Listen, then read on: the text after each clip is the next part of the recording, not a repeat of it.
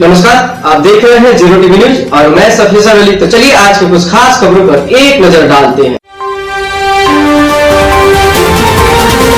बिहार राज्य आंगनबाड़ी कर्मचारी यूनियन एटक पश्चिमी चंपारण के बलिराम भवन में जिला स्तरीय बैठक की गई, जो गोदावरी देवी के अध्यक्षता में संपन्न की गई। बैठक में क्या कुछ कहा है, आइए हम उपेंद्र कुमार की रिपोर्ट जीरो ग्राउंड से दिखाते हैं। आज जो बैठक की गई इसका उद्देश्य क्या है? ये बिहार राज्य आंगनबाड़ी कर्मचारी यूनियन पश्चिम चंपारण के जो जिला स्तरीय पदाधिकारी यूनियन के हैं, उनकी बैठक आज हम लोग कर रहे हैं। और इस बैठक में सेविका सहायिका से संबंधित जितनी भी समस्याएं हैं, उनका मानदेय भुगतान, उनका मकान भाड़ा जो बकाया है उसका भुगतान, या फिर OTP के माध्यम से पोषाहार वितरण करने के लिए जो जबरदस्ती किया जा रहा है विभाग की ओर से, तमाम तकनीकी कठिनाइयों के बाद भी इन तमाम सवालों पर हम लोग विचार करने के लिए आज हम लोग यहाँ बैठक कर रहे हैं।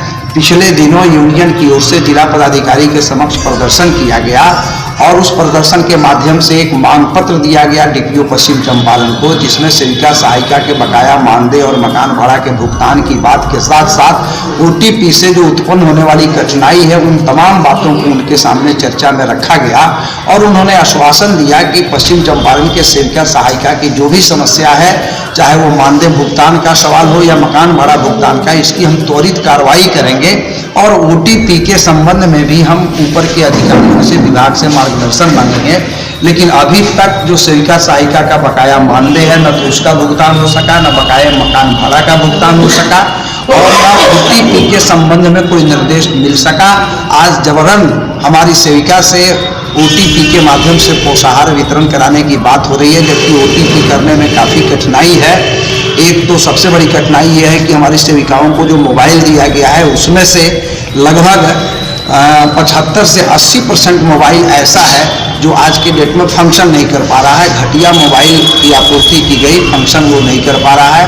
लाभुकों ने जो मोबाइल दिया, वो मोबाइल भी आज के डेट में फंक्शन नहीं कर पा रहा है। ऐसी परिस्थिति में OTP के माध्यम से पोषाहार का वितरण करना एक बहुत बड़ी कठिन समस्या है, तकनीकी कारणों से समस्या है। और इधर बिहार सरकार और समाज कल्याण विभाग ने भी इस बात को माना है कि OTP आसान नहीं है, और जब तक सेविकाओं को OTP मोबाइल के बारे में पूर्ण रूप से प्रशिक्षित नहीं कर दिया जाता है, तब तक OTP से पोषाहार वितरित करने की बाध्यता नहीं रहेगी। इसके बावजूद भी पश्चिम चंपारण की DPO जो हैं, वो लगातार हमारी सेविका पर प्रेशर बना रही हैं, दबाव बना रही हैं कि OTP के माध्यम से ही आपको पोषाहार का वितरण करना है, जिससे हमारी सभी सेविकाएं आज मानसिक तनाव की स्थिति में है, उत्पीड़न की स्थिति में है। हम लोग मांग करते हैं, आज के बैठक के माध्यम से हम लोग ये मांग कर रहे हैं कि यथाशीघ्र इस पर कार्रवाई होनी चाहिए। और बिहार के दूसरे जिलों के अंतर्गत जहाँ के CDPO ने इस कठिनाई को समझा और मैनुअल तरीके से, जो पहले जिस तरीके से पोषाहार का वितरण होता था,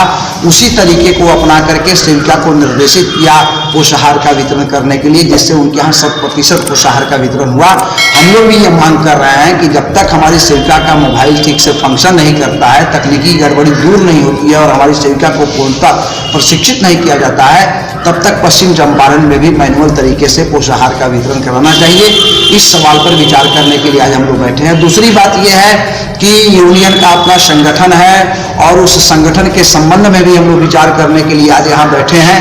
हमारे पूरे जिला के अंतर परियोजनाओं के सम्मेलन का दौर चल रहा है, और आधा दर्जन परियोजनाओं में हम लोगों ने सम्मेलन संपन्न कराया है, और वहाँ की सेविका और सहायिका जो है काफी उत्साह के साथ भाग ली हैं। और जो शेष परियोजना है, उस परियोजना में भी हम लोग सम्मेलन अविलंब कराने की तैयारी कर रहे हैं, विचार कर रहे हैं। और आने वाले दिनों में हम लोग जिला सम्मेलन भी संपन्न करा करके और पश्चिम चंपारण के सेविका सहायिका का जो संगठन है उसको चुस्त दुरुस्त करने का काम हम लोग करेंगे।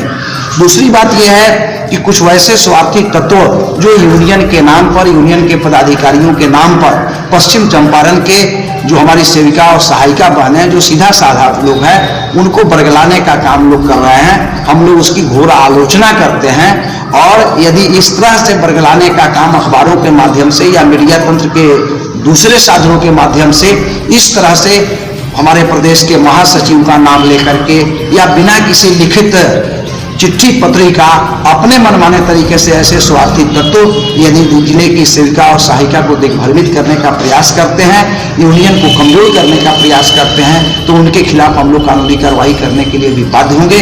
इस बात को भी हम लोगों ने आज इस बैठक में हम लोगों ने तय किया है। और सेविका सहायिका के हक और अधिकार के लिए ये यूनियन पिछले 2007-8 से लगातार संघर्ष करते आ रहा है। आगे भी हम लोग सेविका और सहायिका के हक और अधिकारों के लिए हम लोग संघर्ष करते रहेंगे। इस पर भी आज हम लोग बैठक में विचार कर रहे हैं। और साथ ही साथ हम लोगों ने यह भी विचार किया है आज के बैठक में कि हमारी सेविका और सहायिका के साथ कई समस्याएं हैं। जैसे भारत सरकार ने ICDS के समाज कल्याण के बजट में 18% की कटौती कर दी, उसकी भी आलोचना हम लोगों ने बैठक में किया है। और जो 44 श्रम कानून इस देश के अंतर्गत बना था, उस 44 श्रम कानून को समाप्त करके मात्र 4 श्रम संहिता बनाया जा रहा है। और वह भी श्रम संहिता जो है वो नौकरी देने वालों के पक्ष में बनाया जा रहा है, नौकरी करने वालों के पक्ष में नहीं बनाया जा रहा है, जिससे हमारे कर्मचारियों और मजदूरों के सारे जनतांत्रिक अधिकार छीने जा रहे हैं। इस पर भी हम लोग कड़ी प्रतिक्रिया व्यक्त करते हैं।